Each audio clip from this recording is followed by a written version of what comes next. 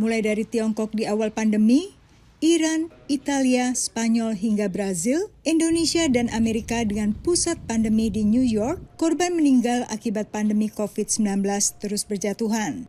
Tingginya tingkat kematian mempersulit rumah pemakaman di Amerika Serikat menangani jenazah korban COVID-19 yang jumlahnya melebihi kapasitas ruang jenazah mereka, seperti halnya rumah pemakaman Funeral Services New York City yang seharusnya cukup untuk 40 hingga 60 jenazah, kini menampung 185. Equipment issues, okay? We don't have enough stretchers. We don't have the infrastructure to handle the amount of people that we're serving. We're way above capacity, as you guys could see. Lawrence Woodward Funeral Home di Brooklyn juga harus menangani kelebihan 10 hingga 15 jenazah. 9/11 was bad, it really was bad, but it wasn't like this. And even with the AIDS epidemic in the 80s, a lot of the funeral directors that were around back then and have dealt with value that's even comparable to what we're getting now. Kondisi ini membuat mayat korban meninggal akibat COVID-19 kembali antri, menunggu giliran pemakaman atau kremasi setelah sebelumnya ketika masih hidup melawan virus corona, mereka juga harus antri untuk penanganan medis. Dengan kondisi ini, pemerintah daerah di berbagai wilayah Amerika selain harus mempersiapkan kebutuhan medis juga dituntut untuk menyediakan tempat penampungan atau kamar mayat untuk ribuan jenazah korban meninggal akibat COVID-19 ini. Sebelum jenazah-jenazah itu ditangani oleh pengurus pemakaman.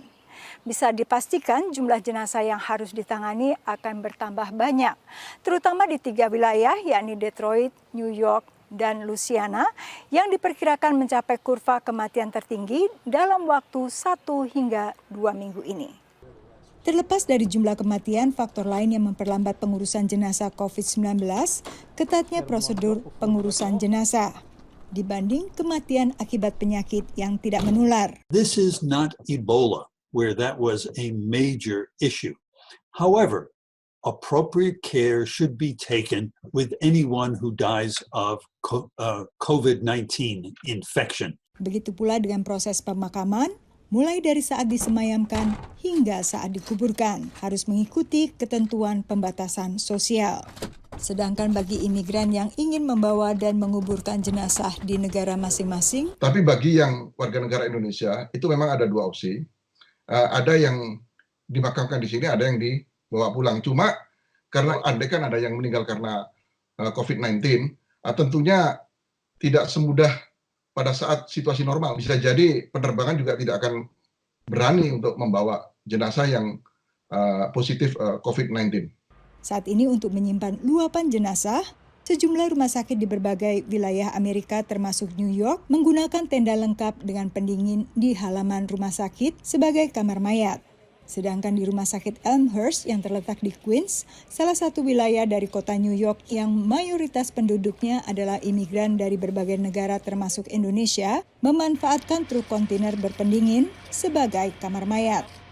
Dari Virginia dan New York, Yuni Salim dan Naratama, tim VOA.